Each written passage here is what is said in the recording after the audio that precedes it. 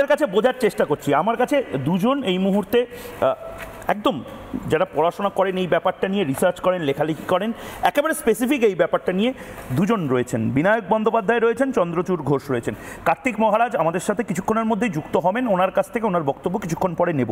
অনেক দর্শক লিখছেন কার্তিক মহারাজকে বলতে দেওয়া হোক, উনি আসছেন এবং ওনার সাথে আমরা কিছুক্ষণের মধ্যেই 1-to-1 কথা বলবো। আমি ততক্ষণ বিনায়ক বন্দ্যোপাধ্যায় আপনার কাছে জানতে চাই, এই যে শুভেন্দু অধিকারী আজকে যেটা বললেন যে জ্যোতি বসু নাকি সাইন করেছিলেন এবং জ্যোতি বসুও তো এই ব্যাপারটা সাপোর্ট করেছিলেন যে বঙ্গভঙ্গ হোক, এটা কি মিথ্যা কথা বললেন, ডাহা মিথ্যা কথা, না এটার মধ্যে কোনো পলিটিক্যাল বা হিস্টোরিক্যাল ফ্যাক্ট রয়েছে, 1% হলেও রয়েছে?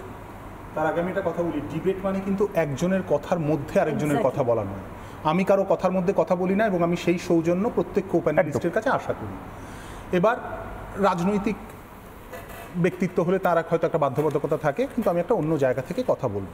আমি আমার কথাটুকু বলবো, যেটুকু সময় দেবেন তার মধ্যে আমি ইন্টারাপশন চাই না, আমি অন্য কাউকে ইন্টারাপশন করছি না। প্রথম কথা হচ্ছে যেটা আমি শুনছিলাম যে এই ফাউন্ডেশন ডে, আমার কথাটা হচ্ছে কোনো ফাউন্ডেশন ডে জরুরি কি জরুরি না তার বিচার কে, ফাউন্ডেশন ডে জরুরি কি জরুরি না তার বিচার কে করবেন?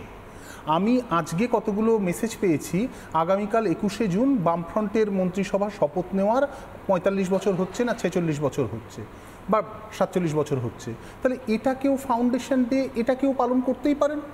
তো সেখানে পশ্চিমবঙ্গ একটা জায়গা, 21শে জুন সরকার শপথ নিয়েছিল, আজ সেই ফাউন্ডেশন ডে কেউ পালন করবেন, তার মনে হচ্ছে সে করতে পারেন।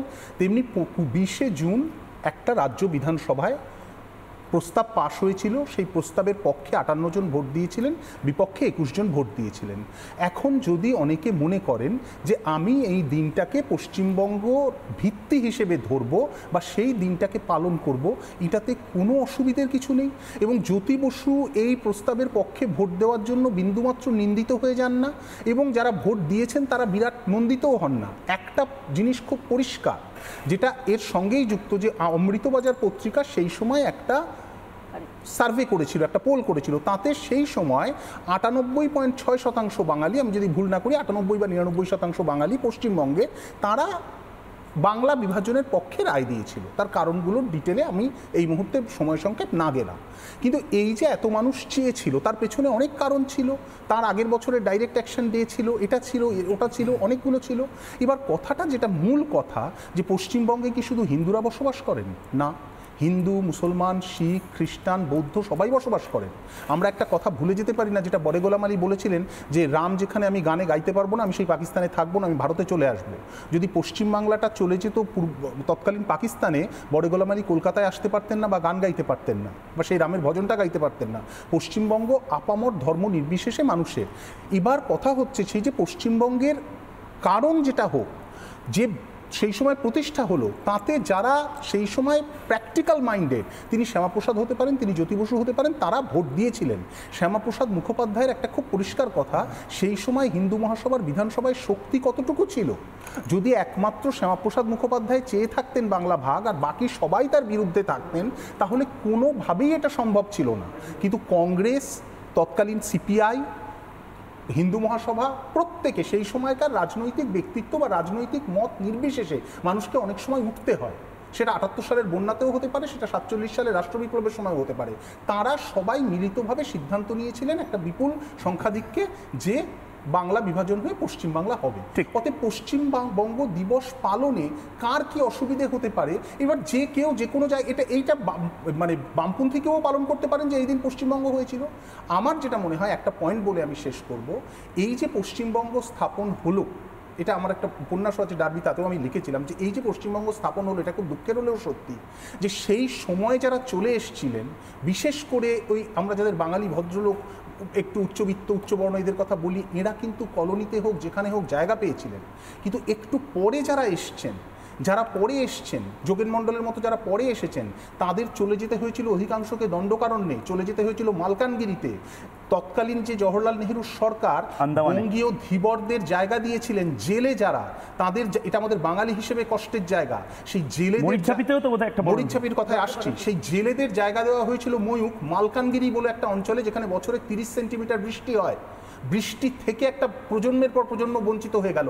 তাদের মধ্যে অনেক মানুষ যখন মরিচঝাপিতে ফিরে আসার চেষ্টা করলেন, তাদের সঙ্গে কি হয়েছিল, কি গুলিচালনা হয়েছিল, কি হয়েছিল, এটা আমরা সবাই জানি। এবং তৎকালীন সেই সময় আবার জ্যোতি বসু, অশোক মিত্র, যারা প্রত্যেকেই পূর্ববঙ্গীয়, তারা ক্ষমতায় ছিলেন। তাহলে এগুলো কোথাও একটা বিশ্লেষণ করার দরকার আছে। সেই বিশ্লেষণ কিন্তু রাজনীতির ঊর্ধ্বে উঠে করতে হবে, এবং সেটা করতে গেলে রবীন্দ্রনাথের একটা কথা আছে নোটির পুজোয়, বাইরের সত্যকে অস্বীকার করলে ভেতরের মিথ্যাকে প্রশ্রয় দিতে হয়। আমার কথা হচ্ছে, যে উদ্বাস্তু সুব্রত মুখোপাধ্যায়, যিনি কংগ্রেস এবং পরে তৃণমূল কংগ্রেসের একজন বিখ্যাত নেতা ছিলেন, তার একটা অন রেকর্ড স্টেটমেন্ট আছে, যে উদ্বাস্তু ভোট ব্যাংকে জোরে বামপন্থীরা ক্ষমতায় এসেছিল, শ্যামাপ্রসাদ মুখোপাধ্যায় বেঁচে থাকলে সেই উদ্বাস্তু ভোট ব্যাংক শ্যামাপ্রসাদ মুখোপাধ্যায়ের সঙ্গে থাকতো।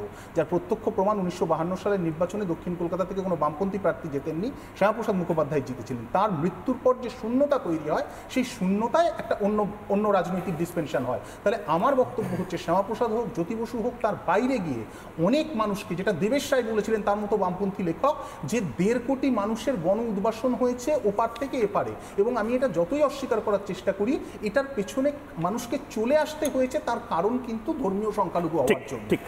সেটা যাতে আর না হয়, সেই কারণেই পশ্চিমবঙ্গ দিবসকে স্মরণ করার এবং তার বিশ্লেষণ করার প্রয়োজনীয়তা। একদম। আমি কার্তিক মহারাজের কাছে সরাসরি যাব, কিন্তু তার আগে কার্তিক মহারাজ একটি ছোট্ট অংশ তার যে বক্তব্যের, একদম বিবেকানন্দের মূর্তির সামনে, স্বামী বিবেকানন্দের মূর্তির সামনে দাঁড়িয়ে তিনি নিজেকে এবং সাধুদেরকে কুকুরের সাথে, পাড়ার রাস্তার কুকুরের সাথে তুলনা করেছিলেন এবং বলেছিলেন যে আমরা ঘেউ ঘেউ করছি, এরপরে যদি সম্ভব হয় হিন্দুরা যদি জাগে বাংলায়। কি বলেছিলেন একবার শুনবো, সেটা বিপুলভাবে ভাইরাল হয়, আরেকবার শুনে নি। আজকে ঘোরতর বিপদ, ঘোরতর দুর্দিনে কাতর প্রার্থনা জানাই আমরা সন্ন্যাসী মন্ডলী, বাড়িতে আলসেশিয়ান কুকুর পোষা থাকে, তারা লভ্যচস্য খায়, ফ্যানের তলে ঘুমায়, আর ওই রাস্তার নেড়ে কুত্তাগুলো আপনাদের ফেলে দেওয়া দুমুঠো অন্ন খেয়ে যখন চোর আসে, ডাকাত আসে, এই নেড়ে কুত্তাগুলো ঘেউ ঘেউ করে চিৎকার করে। আর অ্যালসেশিয়ান কুকুর বাড়ির মালিক মনে করে এই নেড়ে কুত্তাগুলো আমাদের ঘুমের ব্যাঘাত করছে। নেড়ে কুত্তাগুলো আমাদের এই গেরুয়া কাপড়, আপনাদের ফেলে দেওয়া অন্ন খেয়ে আমার জীবন ধারণ, আপনাদের প্রত্যেকের পয়সা দিয়ে আমার মঠ মন্দির। আজকে তাই আমরা সন্ন্যাসীরা পথে নেমেছি, না খেতে পাওয়া কুকুরের মতো ঘেউ ঘেউ ঘেউ করে চিৎকার করে বলি, ওরে হিন্দু, ওরে হিন্দু, তোমরা একটু জাগো, একটু জাগো, এই কাতর প্রার্থনা নিয়ে।